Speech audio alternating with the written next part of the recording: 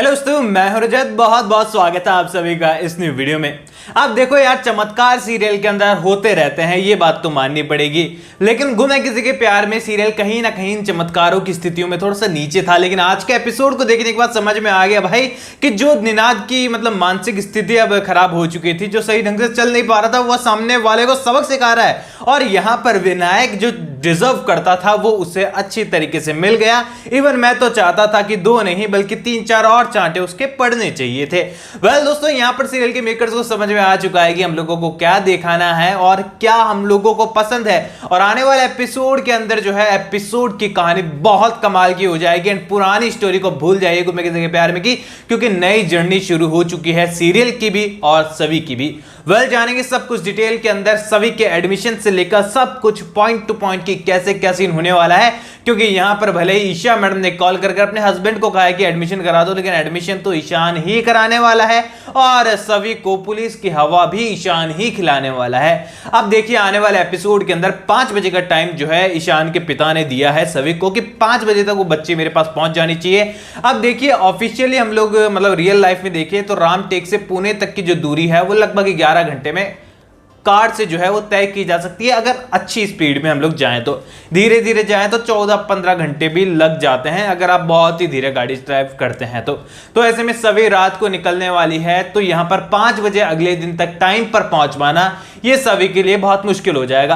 क्योंकि देखो रामटेक गांव में ही उसका जो है लगभग पूरा बचपन गुजरा है। पहले वो नागपुर रही थी जब तक वो 5-6 साल की थी और उसके बाद वो रामटेक गांव में रही है। तो हमेशा ही वो गांव का सीन उसे पता है। तो पुणे जाकर जो है उसे काफी ज्यादा जो है हिचकिचाहट होने वाली है, काफी ज्यादा अलग माहौल उसे मिलने वाला है। यहां पर उसका काफी लोग एडवांटेज लेने की कोशिश करेंगे, बट सभी तो सभी है, शेरनी की बेटी है, सही की बेटी है और वो उनको भी सबक सिखाने वाली है। तो कोई भी हो, चाहे वो रेलवे स्टेशन हो, बस स्टैंड हो, चाहे कैब ड्राइवर हो, सब लोगों की बैंड बजाते हुए सभी नजर आएगी। पुणे पहुंचते ही जो है पुणे वालों को समझ में आ जाएगा भाई कहर आ चुका है, एकदम कड़क माहौल होने वाला है अब। तो यहां पर दोस्तों कॉलेज पहुंचने के लिए, इंस्टीट्यूशन पहुंचने के लिए 5 बजे तक का टाइम है।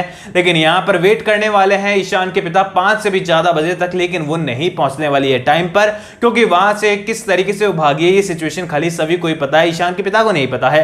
तो ऐसे में ईशान के पिता जो है काफी टाइम तक वेट करने के बाद कह देंगे गार्ड को ठीक है अब कोई नहीं आ रहा तो मैं चलता हूं, अब क्या ही कर सकते हैं। अगर कोई सभी नाम की लड़की आए तो उन्हें कह देना कि कल वो मुझसे आकर मिले। अब यहां पर कॉलेज के दरवाजे के जो हैं वो ताले लग चुके हैं और किसी को भी अंडर एंट्री नहीं है। क्योंकि भोसले इंस्टीट्यूशन का ऑफिशियली एडमिशन जो है वो कंप्लीट हो चुका है और भोसले इंस्टीट्यूशन जो है केवल ऐसे ही लोगों को एडमिशन देता है जो बहुत कमाल की परफॉर्मेंस के साथ आए हों, स्कॉलरशिप के साथ आए हों या फिर वो मेरिट में हो। तो ऐसे में सभी जो है टाइम से लेट हो चुकी है। तो यहां पर ईशान के पिता तो निकल जाएंगे लेकिन ईशान से सामना होने वाला है। और दूसरी तरफ ईशान को इतना बड़ा झटका लगा है तो ईशान का जो बिहेवियर है वो बहुत ही रूड हो चुका है। ऐसे में यहां पर ईशान जो है वो पूछने वाला है कॉलेज के स्टाफ से कि आखिरकार क्या हो रहा है, ये कौन लड़ाई कर रहा है बाहर अंदर आने के लिए। तो वो कहने वाले हैं कि कोई एडमिशन आया है और वो अंदर एडमिशन चाहती है। तो ईशान कहने वाला है कि एडमिशन क्लोज हो चुके हैं, उनको कह दो कि अगले साल ट्राई करें। भोसले इंस्टीट्यूशन में ऐसे ही हर किसी का एडमिशन नहीं हो जाता है, अगर वो लेट आई है तो उसे ये डिजर्व करती है कि अगले साल उसे ये मौका मिले।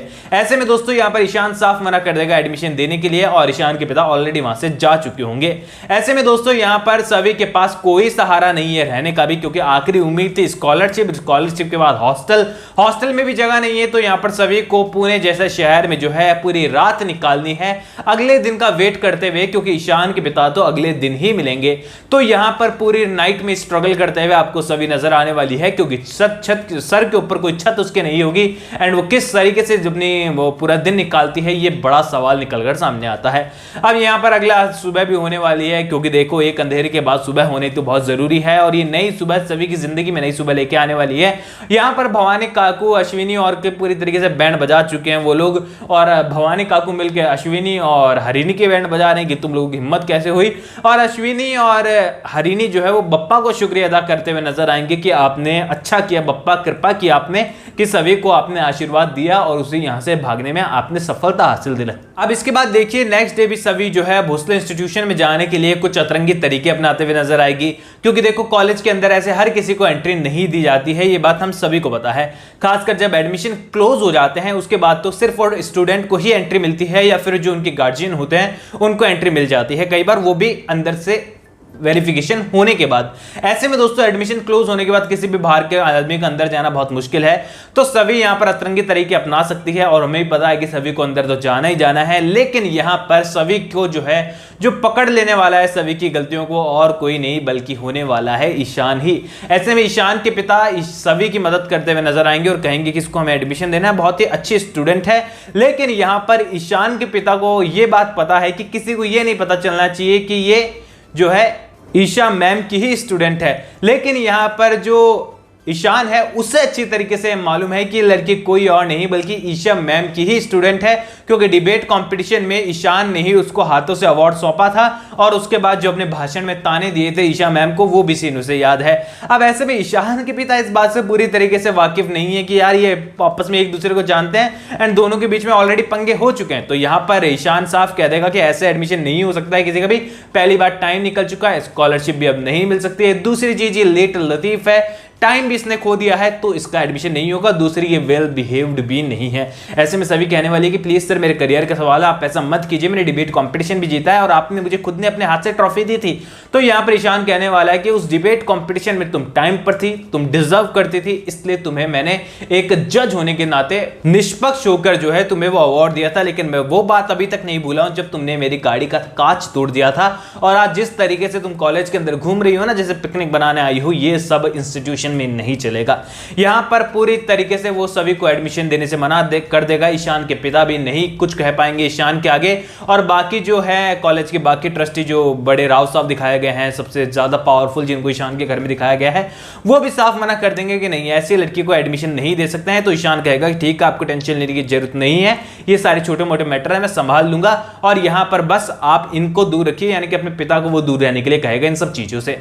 यहां पर दोस्तों सभी को जो है कोई सहारा नहीं मिलने वाला है। ईशान के जो पिता हैं वो फिर भी सपोर्ट करते हुए नजर आएंगे थोड़ा, और यहीं पर लीगल फंडों में जो है थोड़ी सी यहां पर सभी फंस जाएगी, क्योंकि यहां पर सड़कों पर वो इस तरीके से घूम रही है, रात को रह रही है, तो यहां पर कुछ ना कुछ ऐसा सीन होते हुए नजर आ सकता है। तो यहां पर जो ईशान उसको कॉलेज से निकलने के लिए कह देता है, जो ईशान उससे कह चुका है कि कॉलेज से निकल जाओ, तुम्हारा एडमिशन नहीं हो सकता, अगले साल आना, वो ईशान यहां पर फिर से सभी की मदद करते हुए नजर आएगा। क्योंकि जब वो सभी की डॉक्यूमेंट्स चेक करेगा, रैंक वगैरह चेक करेगा उसके सारी, तो उसे समझ में आ जाएगा कि यार ये है तो डिजर्विंग, और कहीं ना कहीं मैं अपने जो नेगेटिव माइंड मेरा फिलहाल हो रखा है रीवा के कारण, कहीं ना कहीं मैं इस स्टूडेंट पे कहीं ना निकाल दूं ये सारी चीजें। तो यहां पर एक बार फिर से अपनी गलती को वो समझते हुए फिर से सभी को जो है एक डिजर्विंग स्टूडेंट मानते हुए जो है उसे एक और मौका देने की तलाश करेगा। लेकिन उस समय तक जो है सभी कुछ मुसीबतों में फंस चुकी होगी।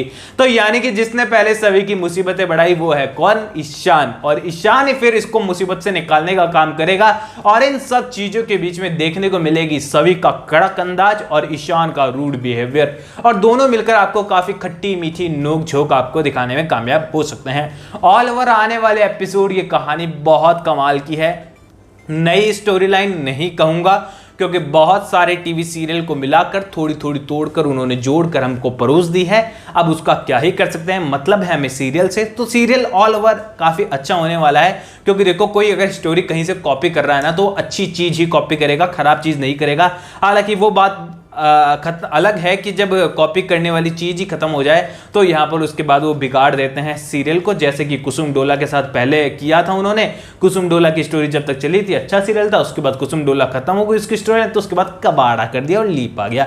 ऑल ओवर आप लोग बताइए कमेंट सेक्शन में कितने ज्यादा एक्साइटेड है। कोई भी सवाल है तो सपोर्ट कर सकते हैं इंस्टाग्राम पर और पूछ भी सकते हैं वहां पर भी। चैनल को सब्सक्राइब कर दीजिएगा, क्योंकि आपके फेवरेट टीवी सीरियल से जुड़े अपडेट मैं आपको लगातार यहां पर पहुंचाता रहता हूं। और अपनी ओपिनियन शेयर कर दीजिएगा जरूर से, सब्सक्राइब कर दीजिए, लाइक कीजिए। मैं मिलता हूं आप सभी से अगले वीडियो में, जब तक के लिए थैंक यू दोस्तों।